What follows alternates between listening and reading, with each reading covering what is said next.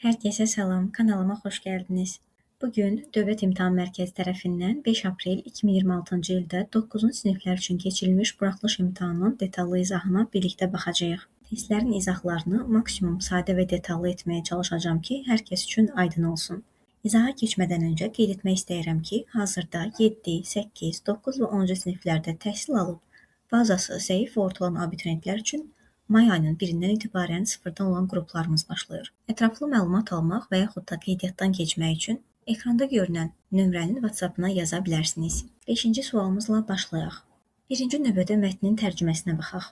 Hörmətli səyahətçilər, zəhmət olmasa uçuşunuzdan ən azı 2 saat əvvəl hava limanına gəlməyi unutmayın.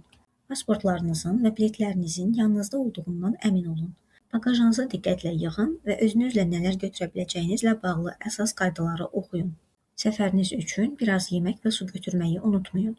Təhlükəsiz və xoş bir səyahət arzu edirik. Hörmətlə Bravo Səyahət Agentliyi. Burada doğru cavabımız A variantıdır. Agentlik sərnişinlərdən pasport və biletləri götürməyi unutmamağı xahiş edir. Bu cümləmizin doğru olduğu sarıladığım hissədən məlumdur. Burada qeyd olunur ki, pasport və biletlərinizin yanınızda olduğundan əmin olun. B variantı yanlışdır. Çünki variantda uçuşdan yalnız 1 saat əvvəl gəlinməli olduğu yazılıb. Lakin mətndə isə ən azı 2 saat qeyd olunub. C variantı yanlışdır. Çünki sərnişinlərə bagaj götürməyin qadağan olduğu deyilib. Amma mətndə isə bagaj yığmaq tövsiyə olunur. D variantı yanlışdır. Çünki qida və suyu agentliyin verəcəyi iddia olunur. Lakin mətndə sərnişinlərin özləri gətirməli olduğu vurğulanır. Y variantı da yanlışdır. Agentliyin yeni qaydalar hazırlayacağından bəhs edilmir. 6-cı sualımızın tərcüməsinə baxaq. Hörmətli müəllimlər, bu şənbə günü saat 12:00-da parkda məktəbin müəllimləri üçün piknik olacaq.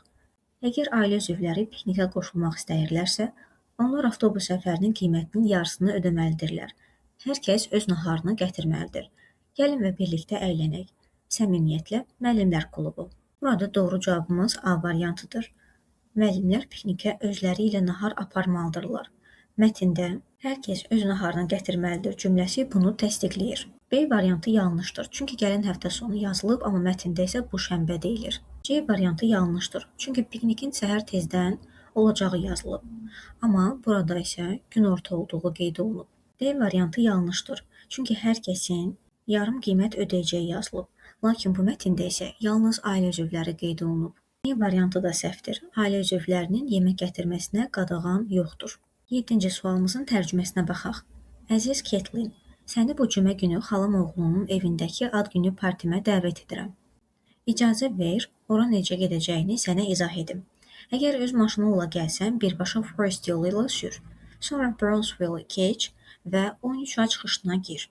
Oradan yolla aşağı sür və sola dön. Sağdakı ilk böyük evdir. Orada görüşərik. Sevgilərlə Mary. A variantı yanlışdır. Ünvanı göndərən Kathleen deyil, Mary'dir. Yəni məktubu yazan Mary'dir, məktub isə Kathleenə göndərilib. B variantı yanlışdır. Mary ondan qohumunun maşını ilə gəlməsini istəmir. Öz maşınınla gəlsən deyir. C variantı doğrudur. Mary xalasının və yaxud da əmisinin evinin yolunu Kathleenə təsvir edir. Mətndə bu cümləmizdən bizə aydın olur. B variantı yanlışdır. Ad günü gələn cümə deyil, məhz bu cümədir. Y variantı da yanlışdır. Variantda soldakı axırıncı böyük ev deyilir, amma mətndə isə sağdakı ilk böyük ev deyilir.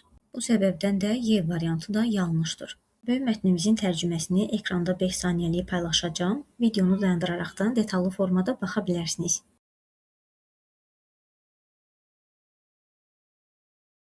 8-ci sualda soruşulur.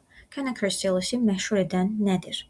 Doğru cavabımız B variantı. Çaydakı fərqli rənglər, mətndə də qeyd olunur ki, fərqli rənglərinə görə məşhurdur. Mətnə əsasən hansı fikir yanlışdır? Doğru cavabımız B variantı. Qara daşlar və sarı qum çayın rənginə təsir etmir. Bu variant səhvdir, çünki mətndə digər rənglər qara daşlardan və sarı qumdan gəlir deyilir. Yəni təsir edir. A variantında bitkilərin qırmızı rəng verməsi, C variantında ərazinin qorunması, D-də ora getməyin çətinliyi, Y-də isə ayaqla getməyin də tələb olunması mətndə açıqca qeyd olunur. 10-cu sualımızda cümləni tamamlayın. Turistlər, doğru cavabımız A variantı. Xüsusi sənəd almaqla çayı ziyarət edə bilərlər. Mətndə də qeyd olunur ki, turistlərin əraziyə girməsinə icazə verən hökumət sənədinə ehtiyac var. B variantı yanlışdır. Çünki bələdçi olmadan getmək olmaz. Yalnız bələdçi ilə gedilə bilər. C və D variantı yanlışdır. Ətraf mühitə zərər vurmaq və nəsə atmaqla bağlıdır ki, bu da mətndə qadağandır. Y variantı səhvdir. Qayıqdan istifadə etməkdən qaçmırlar, əksinə mütləq qayıqla getməlidirlər. 11-ci sualımız mətn əsasən nə haqqındadır? Doğru cavabımız B variantı. Kolumbiyadakı unikal çay haqqındadır.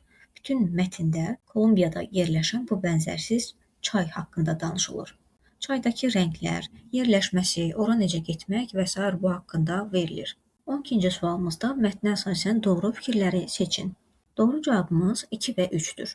Günəş çayın rənginə təsiridir. Doğrudur. Çayın yerləşdiyi əraziyə dağlar da daxildir. Doğrudur. 1 və 4-cü fikirlər isə səhvdir.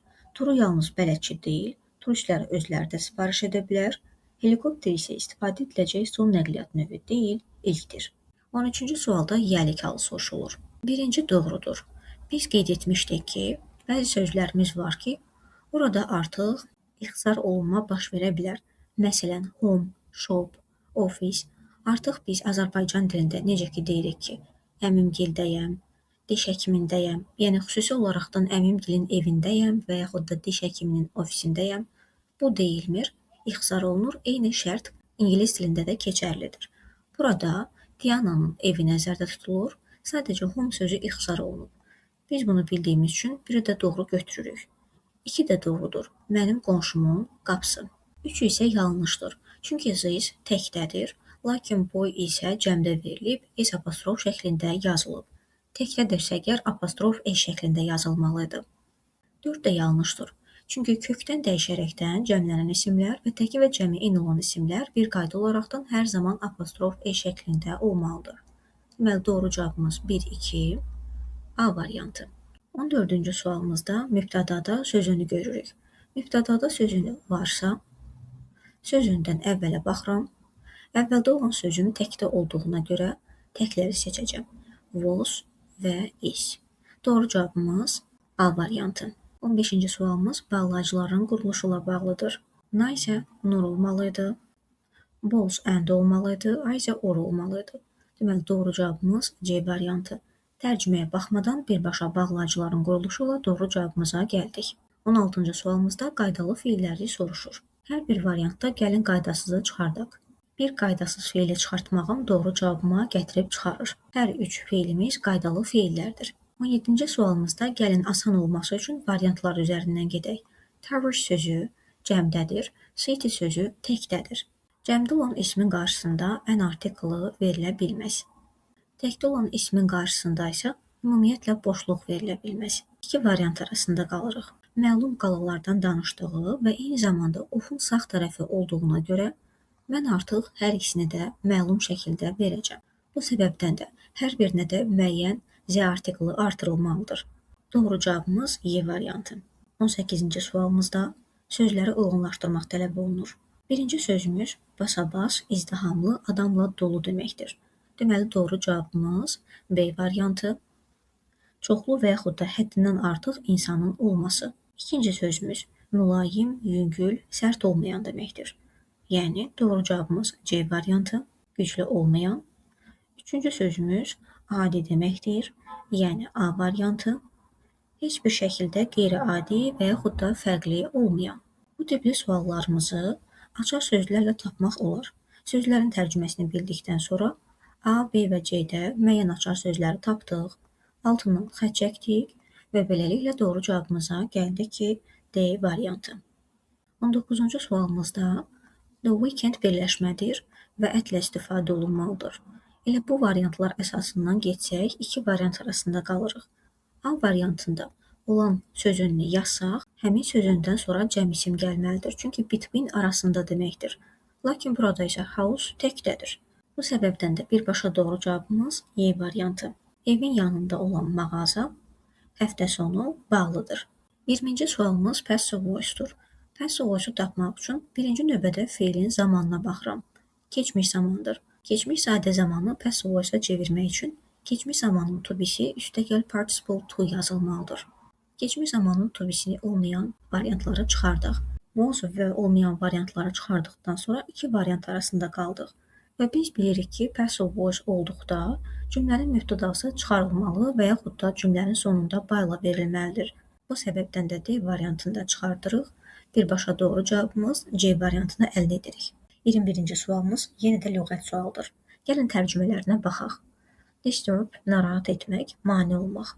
Açar sözümüzü tapaq. Deməli, doğru cavabımız C variantı. Kiminsə nə isə etməsinə, məsələn, düşünməsinə, işləməsinə və yaxud da yatmasına mane olmaq, dayandırmaq. İkinci sözümüz fərqinə varmaq, diqqət yetirmək və yaxud da görmək.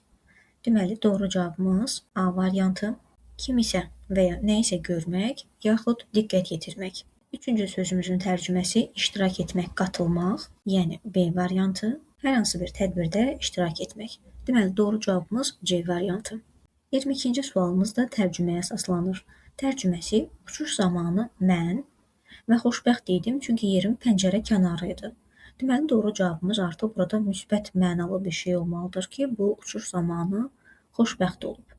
Məntiqi cəhətdən happy sözü ilə uzlaşan müsbət mənalı söz lazımdır. Deməli, doğru cavabımız B variantı, şanslı və xoşbəxt idim. A variantı, faydasız, C variantı, sıxılmış, D variantı, əsəbi, E variantı, məyus. Bunların hər biri mənfi mənalı sözlərimizdir. 23-cü sualımızda if-in sağ və sol tərəfini nəzərdə tutmaq lazımdır. If-in digər tərəfi gələcək zamandırsa, sağ tərəfində indiki zaman olmalıdır. Deməli, doğru cavabımız D variantı. Yaxın mənalı sözləri tapmaq tələb olunur. Doğru cavabımız Y variantı. Tired, exhausted. Yorğun, əldən düşmüş şəklində tərcümə olunur. A variantı qəribə və adi. B variantı korlamaq, təmizləmək. C variantı təmir etmək, dağıtmaq. D variantı demək, danışmaq ola bilməz. Bunlar sinonimlər deyil. 25-ci sualımızda isə verilmiş cümləmizə müvafiq olaraqdan sual əvəzliklərini yazmaq tələb olunur. Biz qeyd eləmişdik ki, cümlənin sonunda sözünü varsa, ya would, ya da who olacaq. Deməli, birincisi 4-dür. Yəni, kimdən? Bu qeyri-adi rəsm əsərlərini onlar kimdən əldə etdilər? Bir də 3 uyğun gələr ki, hansı ki, ta 1-ci sinifdən bizə məlum olan sual quruluşu. Where are you from? Bu səbəbdən də where-ni də yazıram ki, onlar bu qeyri-adi əsərləri haradan əldə etdilər? Nə vaxt və nə üçün ola bilməz? Çünki cümləmizin sonunda from sözümüz mövcuddur. Videonu bəyəndinizsə, bəyən butonuna basmağı, kanala abunə olaraqdan şərh yazmağı unutmayın.